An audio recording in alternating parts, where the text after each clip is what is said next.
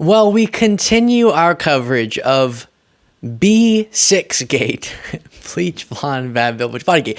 And that is something that I want to dive into. I talked yesterday about my criticism of violating our principles, such as being against body shaming, in the interest of going after someone who admittedly started a conflict and is absolutely horrible. So I might recap that a little bit, but that's not necessarily the subject of this. Instead, I want to show you a little bit more of the response from Democratic Congresswoman Jasmine Crockett, who was a part of that back and forth, if you missed it, in this wild hearing where Marjorie Taylor Greene went after the appearance of Jasmine Crockett. That prompted Jasmine Crockett to make that now iconic B statement, and there's been quite the discussion about it ever since.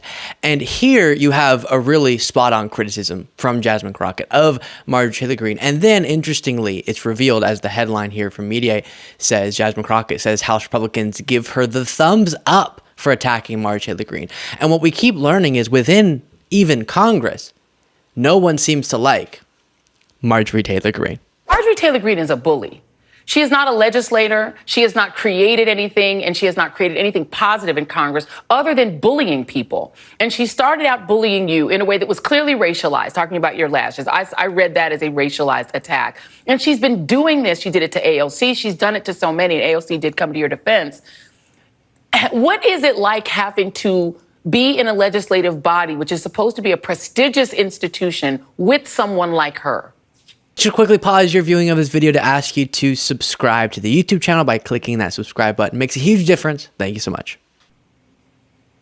Yeah, it's completely unproductive. But listen, you know, she is showing the world who she is, and the fact that the Republicans continue to give her cover, it tells you who they are as well. Now, they want to disassociate themselves from her, but in reality, when you don't check her, you basically are complicit in the things that she does.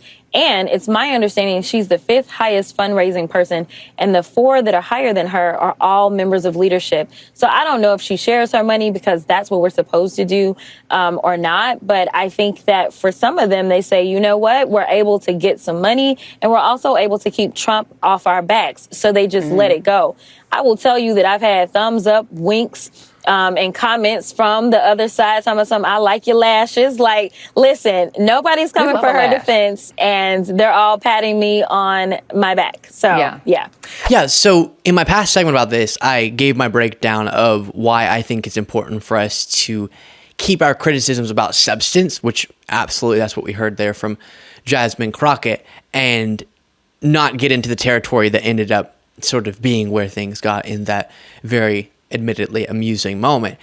I just don't think it's helpful to our cause, but that doesn't mean that you're not ruthless and you don't go in and make those sharp criticisms when it comes to things of substance. And because my last segment was more critiquing the response, I want to show you a bunch of examples, this time of Democratic Congresswoman in past moments being absolutely fantastic, as I mentioned, at these arguments based on substance and policy issues, because that's where we thrive, baby.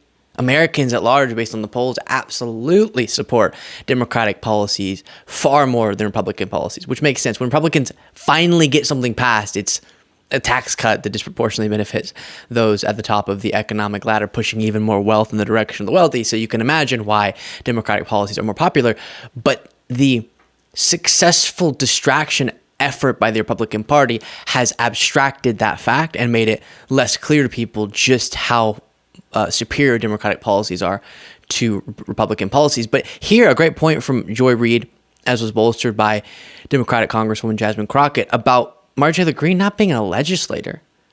She's not serious about implementing policy. It's all about these stunts. It's all about serving the personality cult that is Donald Trump, something I've returned to so many times. And that is what MAGA is doing to the Republican Party. They'll play into these culture war issues. They'll fearmonger about issues. Sure. But they won't propose meaningful policy solutions. And in one of the clips I'll show you of Jasmine Crockett in a second here, she makes the point about that as it relates to the border, where even on the issue they fearmonger the most about, they're actually obstructing Biden's attempts to solve issues when it relates, or as it relates to the southern border. And that's one of the most blatant examples of this abandonment of policy and of governing Sometimes you have to be bipartisan to govern in service of riling up the base and being the most pure MAGA you possibly can. The other point that was made in that clip that's super important is the Republican Party should be judged for their acceptance of Marjorie Taylor Greene. They're only giving thumbs up to Crockett in private.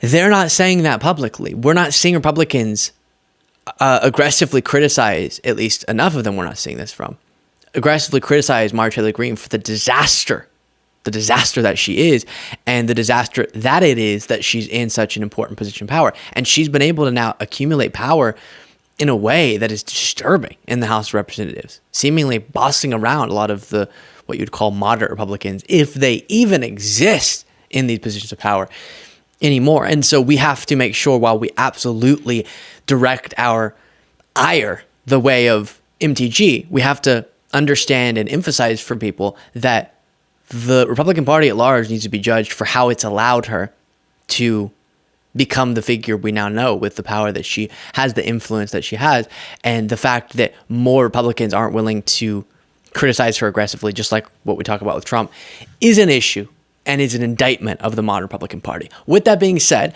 because my criticism yesterday of Jasmine Crockett related to not keeping it about substance and getting into that body shaming territory, even though obviously it was started by Marjorie Taylor Greene and it was very clever the way she decided to respond. Here are a couple examples. I'll play one and then respond and then play the other, of Democratic Congresswoman Jasmine Crockett nicely crafting and breaking down arguments on policy. And when we say things like we're fighting for SNAP benefits, I do want to be clear that me fighting for SNAP benefits isn't about my district. I mean, obviously it is, but at the end of the day, so many members have said, my district, my district, my district, my district, my district. When we write a farm bill, it is for everyone in the United States of America. And just to clarify, when it comes to SNAP benefits specifically, rural America uses more SNAP benefits than urban America. And right now, I serve an urban district. The majority of my Republican colleagues serve rural districts. So when I say that I'm fighting for a bill that includes making sure that people in this country don't go hungry, I'm not saying that just to say that this is about Texas 30. I'm saying that to say that this is about all of us. So I am not just fighting for my constituents, I'm fighting for yours too. Yeah, this is huge. We see this on so many issues. And I've said it to Republicans before. I want to beat you, MAGA, in the elections, obviously, so that I can help you, okay? As wacky as that sounds, we're going to win. Our side, quote unquote, our candidate's going to win so that we can help you win in your life, so that we can pass policies that make your life better. Trump's not going to do that. Yeah, he's going to make you so excited and lock them up and drain the swamp, and you're going to love shouting those things, but you're not actually going to see a president governing on your behalf. And that's what our policies are about, uplifting everyone, even the people who hate our guts.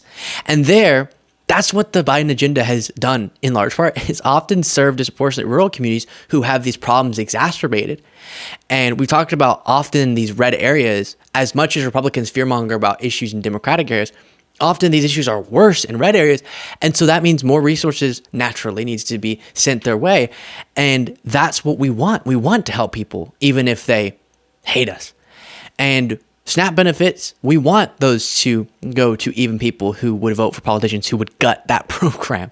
And same thing with the infrastructure law that Biden got through, that people like Lauren Boebert are now trying to take credit for, and Tommy Tuberville trying to take credit for these investments, even though they opposed it.